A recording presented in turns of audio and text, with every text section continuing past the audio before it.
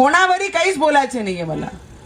आदरणीय उद्धव ठाकरेजींनी त्या दिवशी मला 14 दिवस मी माझ्या आयुष्यात कधीच विसरणार नाही. त्या जेलामध्ये जेव्हा मी 40 पैकी जास्त डिग्रीमध्ये त्या जेलामध्ये राहिली, मी कधीच नाही विसरू शकत. आमची लढाई होती, आम्ही लढलो. तेव्हा जेव्हा ते मुख्यमंत्री होते तेव्हा हनुमान चालीसा नको होता त्यांना.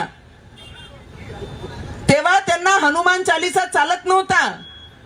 जसा पदावरनं खाली उतरल्या पूर्णच्या पूर्ण पक्ष बर्बाद करून टाकला उद्धव ठाकरेजींनी, तेव्हा जाऊन रामाचं नाव आणि हनुमान चालीसाचं वाचन त्यांनी तिथे केलं.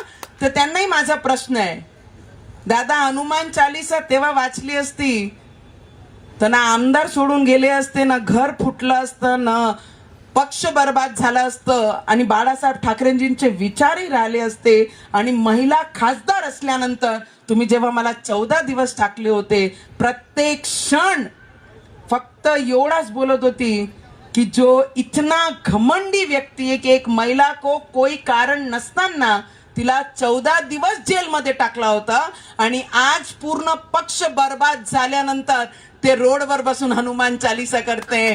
रामजी